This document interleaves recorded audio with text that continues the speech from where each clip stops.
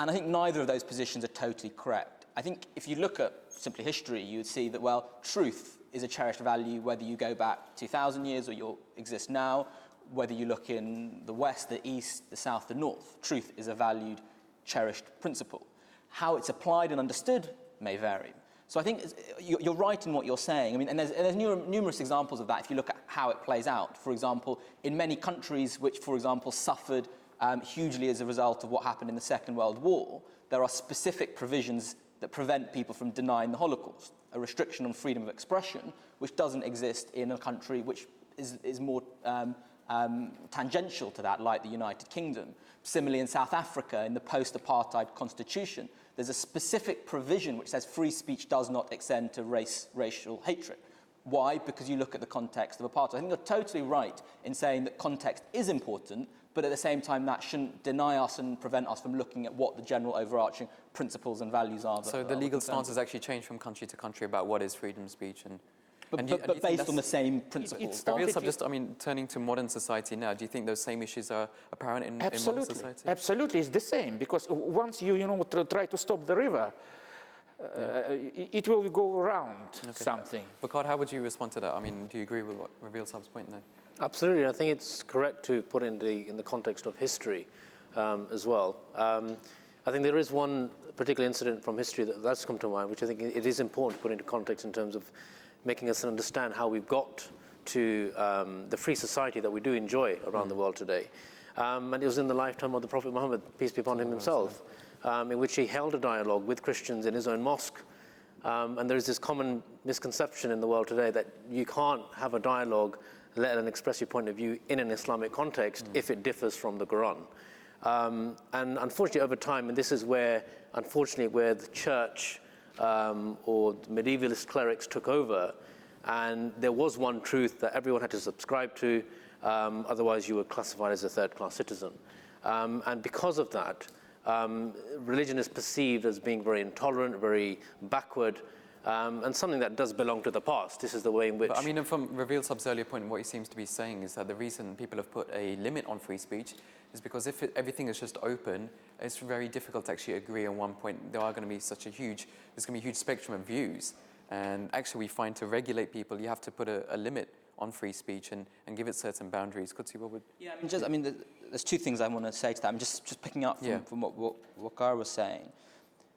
When it comes to truth, I think there's three things about why it's important to allow everything, right? Whether it's true or not, because you can't say ex ante, you can't say before you know what the thing is, whether or not it's true, because there are competing claims to the truth. Now, the first thing is as soon as you try to suppress something, all that will happen is you drive it underground and you'll make it even more appealable. Okay. Right? You'll make it much more appealing. If you say to someone, you can't say that, I'm not going to let you say that, they'll want to say it even more, and other people will say, well, why is that person not allowed to say that? What's he saying? It will make things much more attractive. Okay. The second reason is that if you are required to defend what you believe in and what you think is true, you will hold that dear. This was the problem of what happened in medieval Christianity and with Islam, is that because there was only one answer, there was no need for you to stand up and say, but this is the reason why I believe in God, and this is the reason why I believe that Muhammad was a prophet, or that Jesus was son of God, or whatever it was that you believe. You didn't have to defend that because there was no need for you to. What resulted from that is complacency. People don't know why they believe what they believe. It's just all that they know. So that's the second reason. And the third reason is that we just don't know what the right answer is. And it comes out of the point that was made, is that things change over time.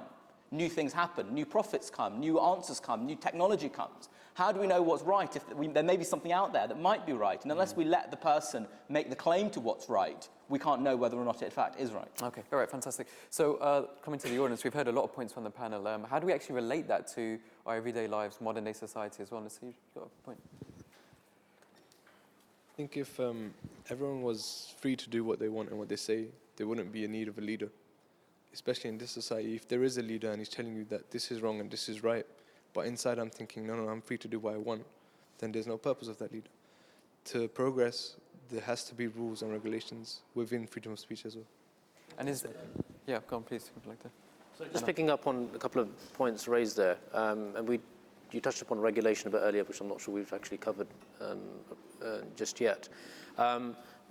Everyone agrees that people should be free to express themselves, to share their opinion. Nowadays, with people all across the world, you post a little video on YouTube, it goes international, it's global. Yeah. But even in this country, we have rules and regulations when it comes to practicing free speech. We have the Press Complaints Commission, for example, and that's been established for a few years. Editors have to follow a very strict code of conduct. Okay. So they are told of certain limitations as long as there's no direct intrusion into somebody's private life, or if there is no allegation that's made against somebody that it doesn't have some kind of premise or basis to it. In terms of this code of conduct, who actually decides what goes into that? How do they define where the rules are and where they lie? It's almost like a collective agreement amongst people in that profession.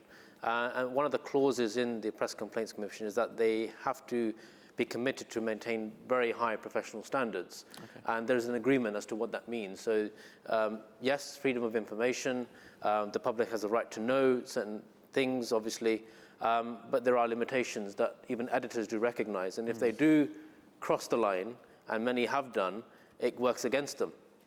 Many newspapers have been on record as having paid ridiculous amounts of money in damages. Right. So it suits them, and it's in their interest to make sure that they remain within the confines of the law. Okay. Because we're talking about legal aspects, if I can bring you into discussion here. From a legal perspective, what are the sort of boundaries within freedom of speech? I think the first thing, just before answering that question, I'm not evading it. Just before answering that question, I think the most important thing in my mind when conceiving of this debate is a separation of the law from morality. Okay, so they're two completely spheres. They're very obviously very closely linked. Law is influenced by morality, and morality is influenced by law. But what I mean by that is it's one thing to say that the state is allowed to stop someone from doing something, is a separate question from saying a particular person should not exercise his right in a particular manner. Okay. So, for example, it's one thing to say, I have a right to lie. The state should not come and put me in prison if I lie to my mother about how well I did on my exam, right? It's not something the state should come and interfere with.